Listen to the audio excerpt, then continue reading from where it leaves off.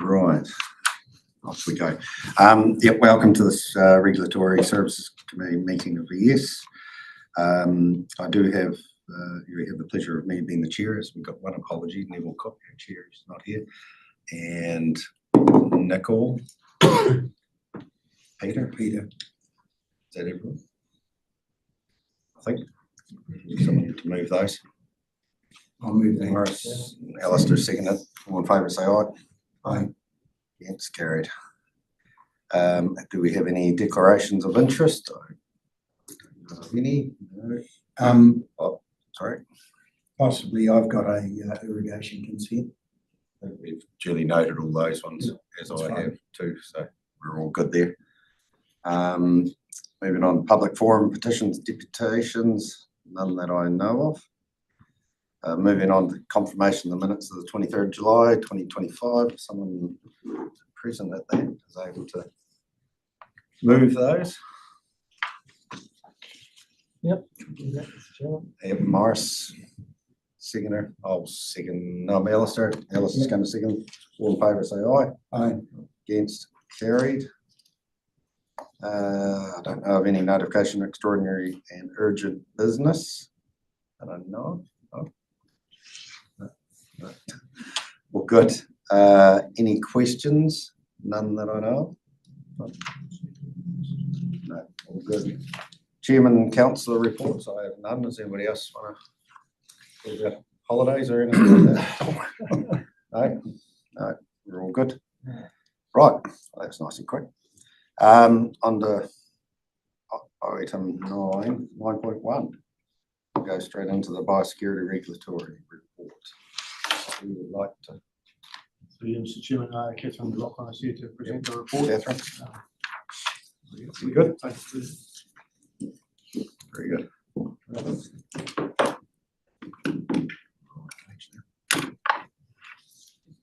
Kia ora.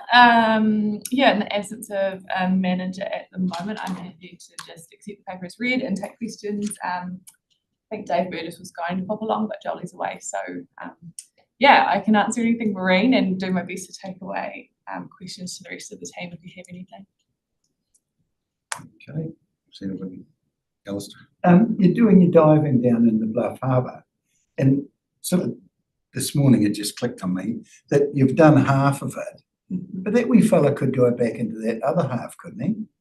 Yeah, so the specimen that was found by the NIWA team and has been identified as a single male, so it was reproductively viable, but at the moment obviously no females have been found, so we're hopeful that it was just one solitary fan worm. And essentially, yeah, it's been removed from the site. It was found he's a goner.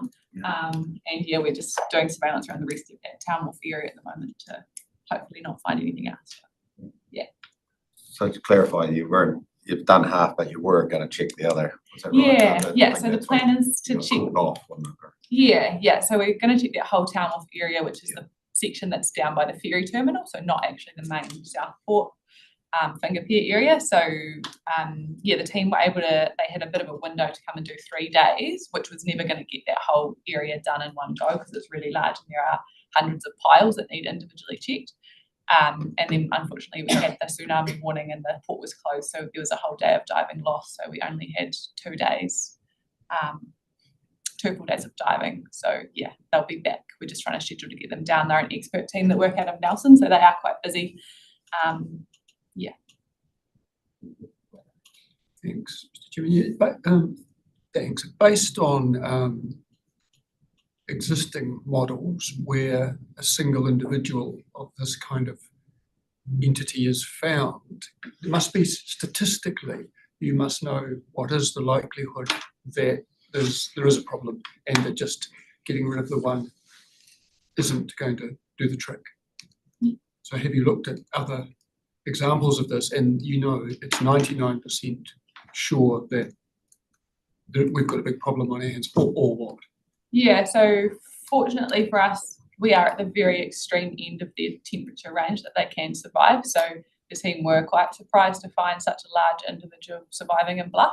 So it may be that multiple invaded in the first instance and didn't survive, and so we've just got one really hardy individual that persisted. But it is still really unknown, and that's the reason that we're going to do that 100% coverage of that wharf, just to make sure that there's nothing further. Yeah. He should have kept his head down. And he would have been all right. Yeah, literally, and it was in the sand too, so Oh, should have kept his head in the sand. It's a lesson for us. Yeah. Thank you. Right. Any other Mr. questions? Chairman, Mark? Catherine, do we have a regular program of looking for likely invaders that, tends to, rather than just reacting to reports? Yes, yeah. So we have a full surveillance program, and a lot of our workers, which you've heard about before, is field and wide. We've just introduced surveillance this last financial year in Riverton around the Catlins, which is the first time we've done that in many years.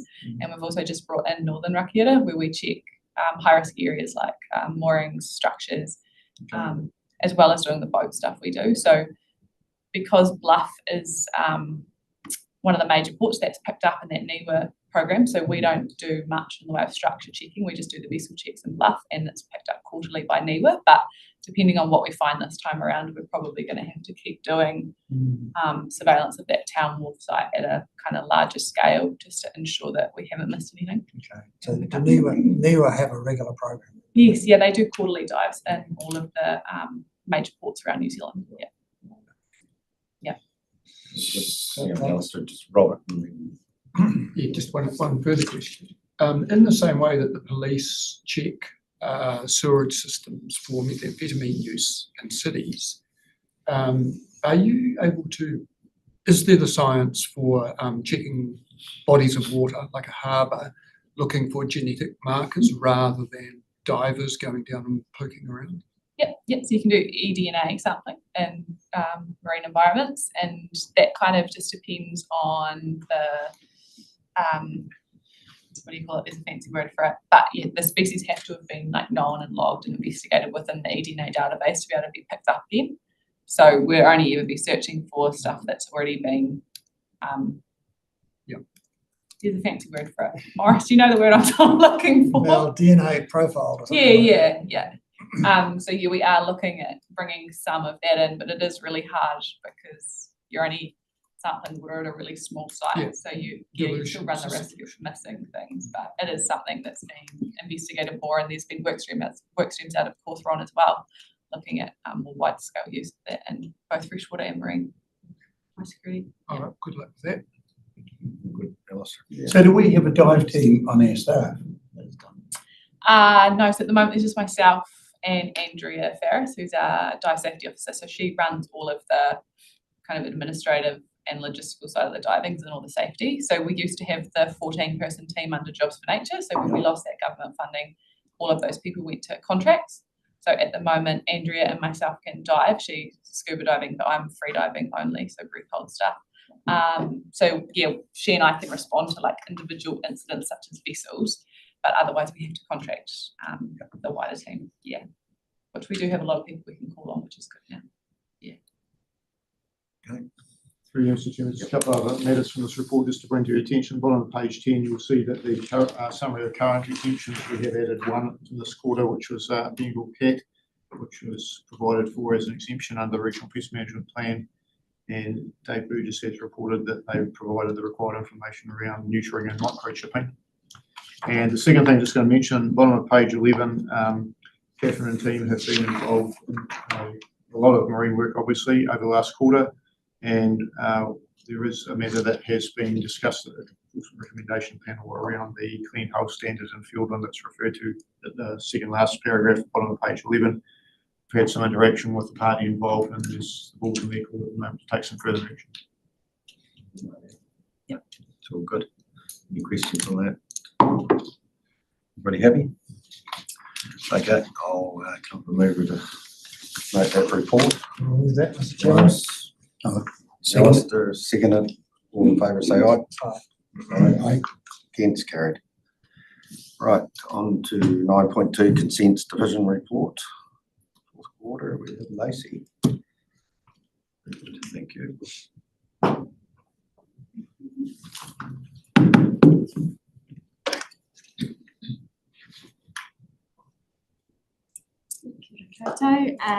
Yes, the consents division report. I will take the report as read and take any questions, but first I have a couple of brief updates. You'll see on page 13 there's reference to the Waituna Lagoon application hearing for the periodic opening. The hearing did in fact take place, as you may know, over the 29th to the 31st of July, and it was also reconvened today online to hear from the applicant's last expert, and that all went down pretty well, although they were very long days. Everyone's participation was much appreciated. So there is quite an extensive set of directions set out by the panel that for timeframes to follow with follow-up information, expert conferencing and things like that. So that's all on track at the moment. There is reference on page 14 to the Resource Management Reform Bill that I think it's a June reference to one of the papers. As you may be aware, there was further discussion on that yesterday in Parliament, and we are staying abreast of that, attempting to work through that as we go. There are quite a few provisions that will change, be affected, be impacted throughout the consent process, be tweaked. So we are doing that. And I think it might be page 15, an update to the Water Conservation Order project. We have, as discussed last meeting, we have finalised the reviews within that project at the end of July. The science report has been published online. The science report contains the methodology set out to put everything in the bands to ensure that we are compliant with the Water Conservation Order, so everything that was agreed to, and the reviews that were issued at the end of July sets out those agreements formally. There has been 10 replacement applications issued since the formalisation and finalisation of that science methodology, and the online information to that whole situation should be updated early this week, hoping already. I haven't actually checked. So happy to take any. Have one around the Water Conservation Order, so everything's sort of ticking away as planned now.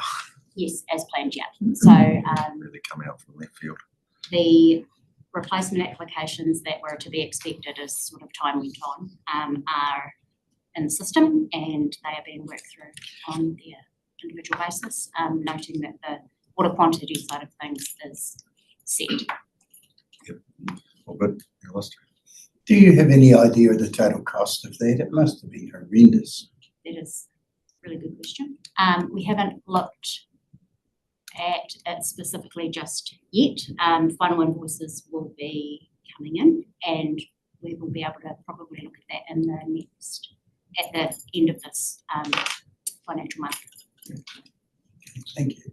So through you, Mr. Chair, further to that, as Councillor Gibson's aware, you know, that matter of the over allocation of the Water Conservation Order had a very long gestation and was a large process to recalibrate with a lot of good cooperation from the consent holders. So certainly a significant cost, but you know, if that can be landed as a recalibration to bring within the statutory instrument that's Water Conservation Order, it is a significant achievement on the part of both the consent holders and the team. So Lacey and others have put a power of work into this. It's also interesting, there's been a similar decision recently in Canterbury relating to the Rakaia Water Conservation Order, which has sort of supported the work that we're doing and highlighted the importance of it. So some kudos to Lacey for the work that she's put into this, really.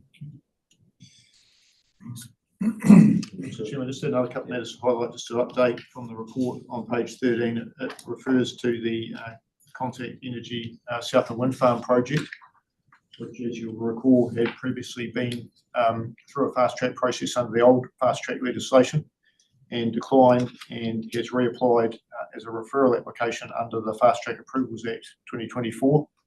And that referral application, since this report was written, has actually been approved. So Minister of Infrastructure has approved the wind farm application to now proceed to the substantive application stage. So that's sort of the first test that they have to go through is to be accepted to move through a substantive fast track application, and that has occurred. And Contact has signalled the intention to progress that substantive application. They have up to 2 years to do that, so they're looking to progress that. Yep. When they initially applied to a different fast track, the previous government's fast track, it was declined. When they reapplied, had they made changes from their original application, and or had the criteria changed between the two fast track agencies? Both, actually, yeah, good question. And they have to, both has changed. The Fast Track Approvals Act has a different purpose, so it's probably more enabling towards major infrastructure projects. Secondly, Contact has changed some aspects of their original proposal that was declined, obviously reflected on the reasons why it was declined, and has made some quite substantial changes to the proposal was presented as a referral application and will be presented as a substantive application. And we'll have a further opportunity to comment on that in due course. Can I just ask further to that? There were quite a few conditions on that consent which was declined, but that the company had agreed to a lot of natural habitat protection and pest control and all that sort of stuff. Are those things likely to stay in there? Do they stay in there automatically, or does the whole thing have to be reviewed? So you assume they don't stay in automatically, but the applicant has signalled an intention that they will continue forward. There was a significant offsetting package, and there was also a lot of on-site protection of some of the indigenous vegetation, and also a package around that protection beyond the site. So all those are included in the new substantive application as we understand it from recent discussions. Thanks. Delving too much in the detail, but obviously there was removal of wetlands, things. There's a change. There's been some modifications made in that regard. Okay, that's all good. Any other questions? So just one other thing I was going to mention, Mr. Chairman, just relating to the Waituna hearing.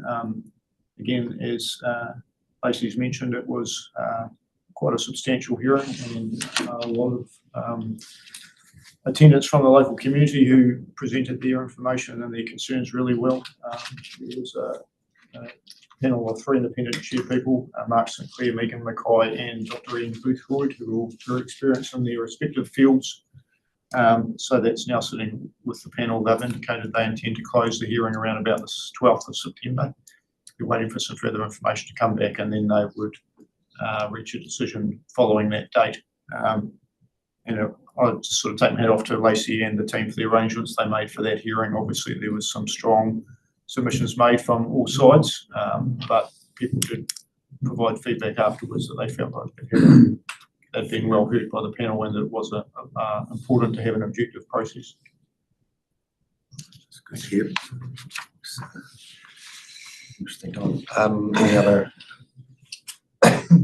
questions? Okay, thank you, Lacey. Can I remove her and second her for that? Thanks. Receive the report. Morris and Alistair. All in favour say aye. Aye. Against, carried. Move on to compliance division committee update. Welcome, Donna. Good afternoon. It's yours. Right. I'll take the report as read, but I have a couple of updates before I open up for questions. On page 19, I've mentioned synthetic nitrogen reporting. I can confirm yesterday when we ran the numbers, we have received 764 of the estimated 900 results come through, only 5 of which are over the 190 kg limit. An email was sent out yesterday to remind those who have not supplied to get that into us with a short extension date before we follow up again. Also, I've mentioned on page 20 intensive winter grazing. At the time of writing, there were 47 winter grazing incidents that have been logged. Currently, there are 74. The increase has been because we've had a number of referrals from another agency, and we've also conducted a third flight last week where we got 16 additional incidents for follow-up. And on page 21, I've spoken about the Dairy Top Performer Program, and at the time of writing, there were 106 people eligible. That number has stayed at 106, with there have been the addition of 10 new participants this year, but some were removed at the end of the last season. And open for questions. You've got one, Robert. I've got one. Then Alistair. Thank you. 74 exceedances or issues with winter grazing. 74 potential issues were identified for us to follow up. A number of those have already been closed, no further action because there were no breaches when we actually got there.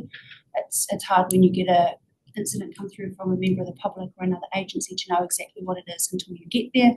So those have been conducted now. And did you say 19 are being pursued? So we currently have 21 under investigation at the moment. How does that rate compared to other years? Are you concerned? Are you relaxed? Where does it sit? So the 74 is a much higher number to previous years, whereas last year we had 46 in total, but the increase is explainable because we've had additional referrals from other agencies. So that's moved our numbers So slightly. they are the notifications, but how about those ones that you're following up on? Number-wise, is it higher or lower than you normally would be So doing? we follow up on all of them. Yeah, and so the number of confirmed breaches Yes. following those are on par percentage-wise with numbers from previous years. Okay, that sounds both good and bad. Yeah, thank you. I'm sorry. Alistair, Okay. yeah, go for it. What are the other agencies? Because, can you explain that? Through UTS, that's through Ministry of Primary Industry, MPI. MPI flights that have found they've been doing their surveillance flights, they've found potential issues, and so they've shared those with us for follow-up. So we do flights and they do flights. Correct. Right. Through UTS, historically, they have flown with us. This year, they've Yeah. decided off the back of whatever their processes are to conduct some of their own flights this season, and this is the first year they've done their own. Thank you. Yeah, Maurice. Yep. So what are MPI looking for? Is it different from what we're looking for? They're focused on animal welfare matters, whereas we're looking at environmental. I'm a little bit confused on page 20. It says, the time of writing, we have 47 incidents. So when you say 74, is that some that have come in since then? Correct. So we've done our third flight since the time of writing, and also additional MPI referrals because they've had another flight as well. I'll just ask a question for you, Alistair, just in regards to the incidents, since we're focusing on the incidents, just to get some clarification. Obviously, the 10-metre rule has been one that's, a lot of people haven't known, for various reasons. Are they some of the incident, is it a lot of the buffer zones, critical source areas? That's the discussion. So, and no, I'm just trying to clarify what the incidents are. Predominantly this year, so far our incidents have been around buffers and critical source areas, both just cropped, but some also being grazed. Some incidents we've gone to where there have been insufficient buffers, so that's been advice and education has been given at the time because they're close and that was the misunderstanding of the rule, whereas we've attended some where there are no buffers, so they're slightly different category in how we respond to those. Okay. Yeah, Mr. Chair, further on intensive winter grazing and cultivation, as was mentioned by Craig Smith this morning in the regional services meeting, there's a webinar on cultivation and intensive winter grazing tomorrow, and there's 3 sessions coming up, 13th, 19th and 10th of September in Te Anau, Wyndham and Aotearoa respectively. So there's those opportunities for people to engage around those 2 issues and trying to get that message out there on an ongoing basis right in the middle of the season. Yeah, that's certainly worthwhile. I went to them last year and they were very informative. I learned something there too, so around rules. So And then we're a bit further to what Robert said is, do you have a feeling or you've got data that some of these incidents are more serious than others? Do you have an indication that overall the way that winter grazing is managed is improving over time, or are we sort of stuck with a level that is that's not really satisfactory, that's not really improving? In the time I've been at council, which is around 8 years, I've seen a dramatic increase in the practice for winter grazing. This year, predominantly, it is the smaller best practice stuff around buffers and critical source area management.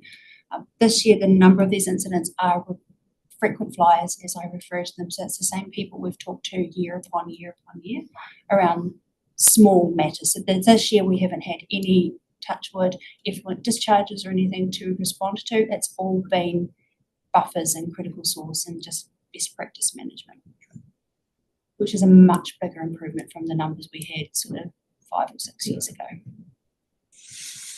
Well, good, thank you.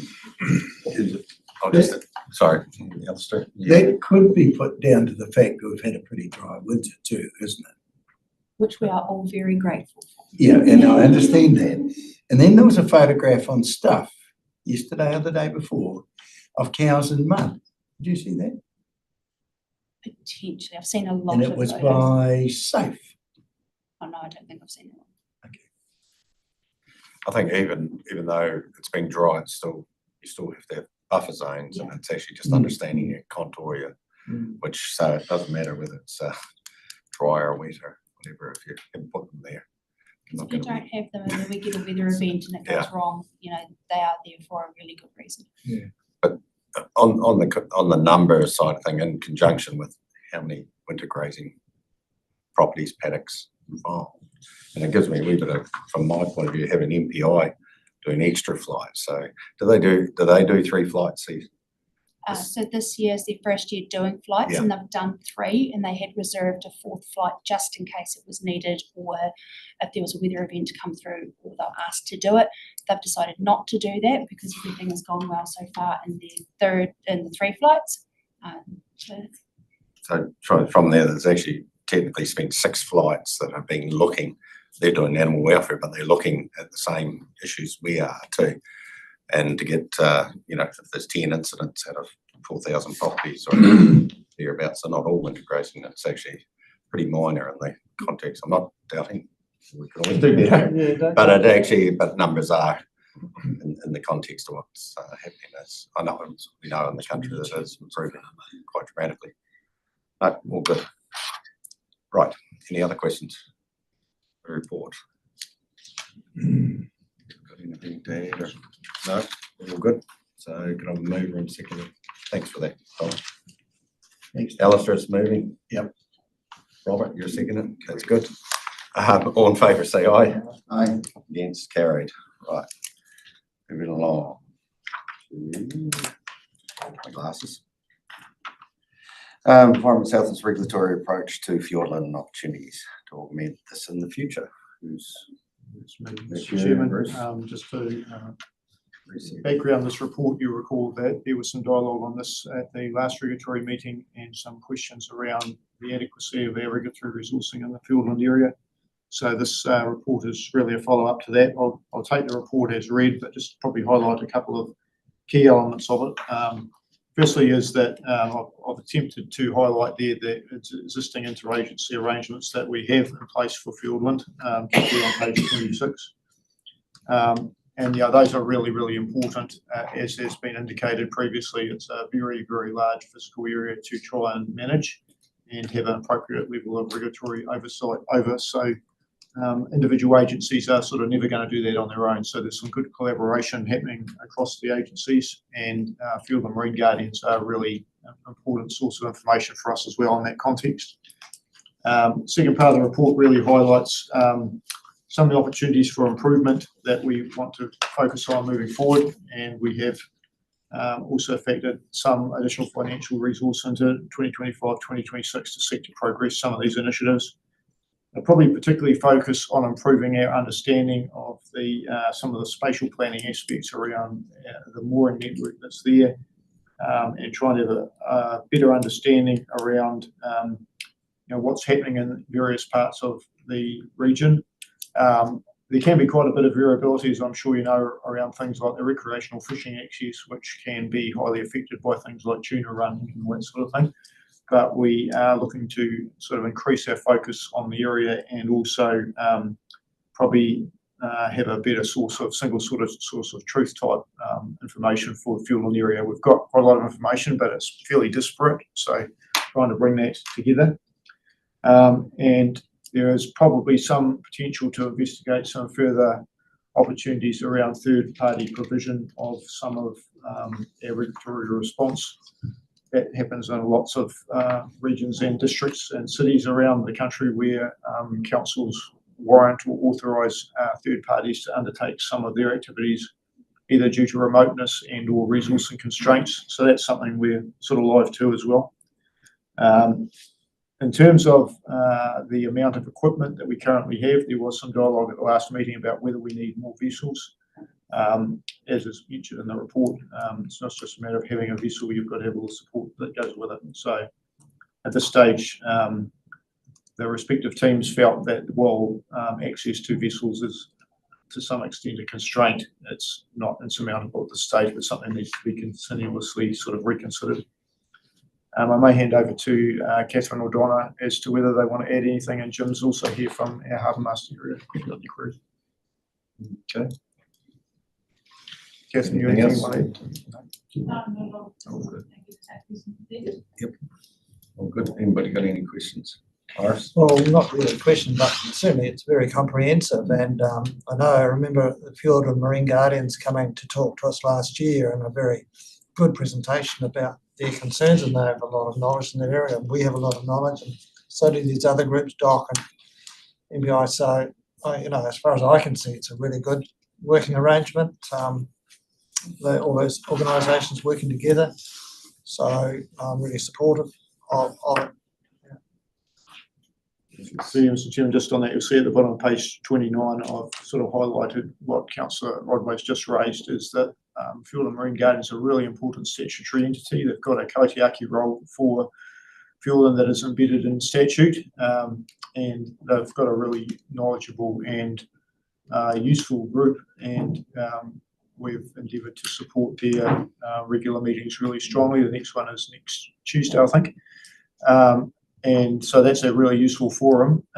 They've challenged us a little bit to make sure that we are adequately resourcing our regulatory functions, and they put that challenge out to all agencies, which I think is a good challenge for us. We need to seek to meet their expectation as much as we can, and it's really important that we keep that regular presence at the FMG meetings and support their mahi and also respond to issues that they raise. That's good. Anyone else? Questions? No, that's a good update from that. Right, it's all good. No more further questions. I'll move in second and receive that report. Alistair? Iris? Yeah.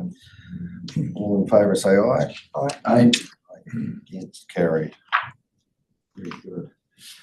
Right, 9.5, appointment of independent commissioners. Lacey, ladies. Through you, so just open this up and then Lacey can speak further to it. This is proposed as a interim transitional sort of arrangement through the election period and to the end of the statutory clock stopping on the 20th of December, so it's through to the 19th of December, to provide a power to appoint independent commissioners during that transitional stage, while there may not be a committee formed over the election period, and we may need to take reasonably quick action to ensure that we meet statutory timeframes. Hand over to Lacey from there. Lacey. Yes, through you, Chair. You'll be aware that this particular policy at Environment Southland was adopted in November 2024, so we have not yet experienced working with the particular policy over an election period. So this, as Bruce mentioned, is a proposed gap filler within that period should we find ourselves in need of specific need for decision makers over that time. There are instances, particularly with whether we run into actual perceived potential conflicts of interest, where we may need to seek an external decision maker, and we do have at least a couple that have been notified and may elect to move forward with a hearing or a decision for their application.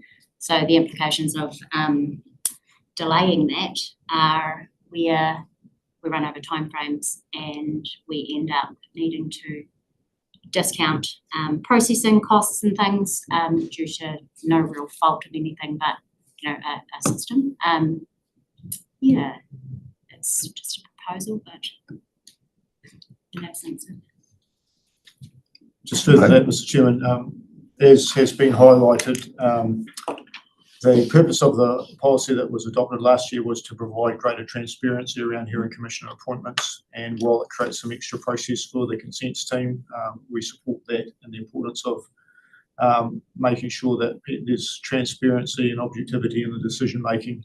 And the previous policy allowed the consents manager in Lacey's role, and when I was doing that role, we could make decisions individually to appoint people under the previous delegation.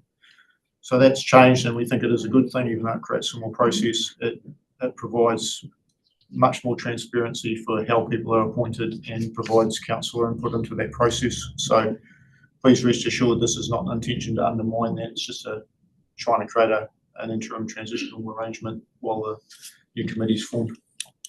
To add to that, sorry, and to clarify, the process, apart from calling a meeting, additional meetings where people would be not necessarily in a committee or out of a committee, although the committee does not, as I understand it, get automatically discharged. The process will still be followed. There will still be memorandum. There will still be the reasons, working through conflicts, all that type of thing where Bruce will be approving or reviewing those memos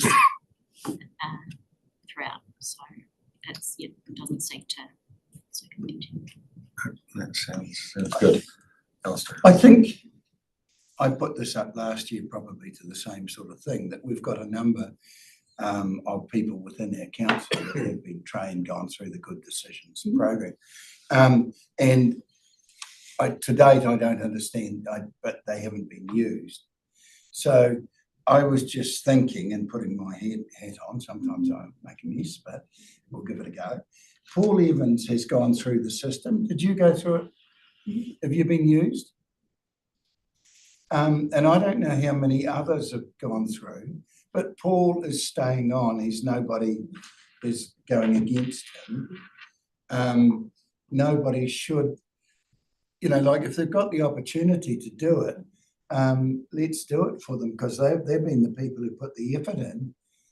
And perhaps with you, Phil, it's probably a wee bit different because you've got a few others standing against you, haven't you? Yeah. Through no fault of your own. Thanks for reminding me. So, is there anyone else there that we can use under that basis that they are coming back? We know that because there's nobody standing against them. You know of any, Jeremy? Well, Through you, Mr. Chairman, good point. And under this proposed, if you adopt the recommendation, that can still happen. Like any councillor, any person that is currently a making good decision, an accredited person could be appointed. Now, I can think, for example, Councillor Ludlow was part of a committee, a panel chaired by Commissioner Alan Cubitt that heard a gravel extraction clean full site up at Fairlight. Councillor Cook and Mr. Cubitt again heard the Fauna Farms application a couple of years ago. There has been a number of opportunities. One of the things that can be a bit of a limiting factor for us, such as in the Waituna situation, where we were a co-applicant, we obviously can't be a co-applicant and have a councillor on the panel, but we're certainly very much live to the opportunities to do that. So it's a good reminder, and we're certainly looking for those opportunities. But I was sort of saying, Bruce, that those who are coming back because nobody's standing against them, you've got no chance of losing them, have you? Yep. Whereas perhaps, when I said that to Phil, he's going to be back, but, If I can add, at the end of the day, this doesn't discount any councillors. No. Even through this period while we're trying to sort out who's going to come around this table too. It was an attempt. It's just been very transparent and making sure very shown. It seems pretty For clear. efficiency type situation. And there is a discussion within councillors whether, some of this, you're talking about sharing the jobs around too in the future, and that's something whoever's on the council in the future, we can certainly promote that have done the good making decisions, which I haven't. So, anyway, Morris, Yeah, well, the 5 people on the council, as you mentioned, is Phil and Paul and Neville and Lyndall and me. Oh, you, sorry. The 3 that did it at the beginning of last term, that's Phil and Paul and me, they go till sometime in next year. So it doesn't matter whether they're a councillor or not, they still carry on Okay. until that time, unless you want to do it again. But I think it's sometimes difficult to appoint a councillor for a consent that Environment Southland is involved with. I just sort of feel it's a bit, there's potential for conflict there. So you have to be really careful about that. And I wouldn't like you to feel that we're pressuring you to appoint one of us, because you've got to take all of those things into account. It's really important. fair enough. I don't think we're disagreeing with the maternity approach. Oh, no. But from a point Yeah. that I think it's also like opportunity. Certainly there will be consents and things then maybe in the future. Government changes all consents, who knows? But even other ones, Linda was involved in the hearing for Meridian to create a new channel around the Marrow Weir. And, she was good on that. I was a submitter. But I still think it's better to have outside people, really. Okay, right. Without debating it too much. I'm going to promote what I did last time again, but I'm good at regurgitating words. Co-commissioners and things. How do you get people in to understand and learn? Because that's what we've got to do. Because we've spent, I don't know how many $1,000s on each one that we've trained, and we're not getting any return. But I don't know, you guys will work that out. I think there probably are, through you, Mr. Chair, a couple of opportunities to work through with regard to whether or not using a councillor as an independent, which would mean an external decision maker, which would mean putting a paper forward for appointing, so almost like that additional aspect, or whether it is by way of internal delegation as well. I will consult with Bruce later and we'll need some clarity on how that might work through delegations.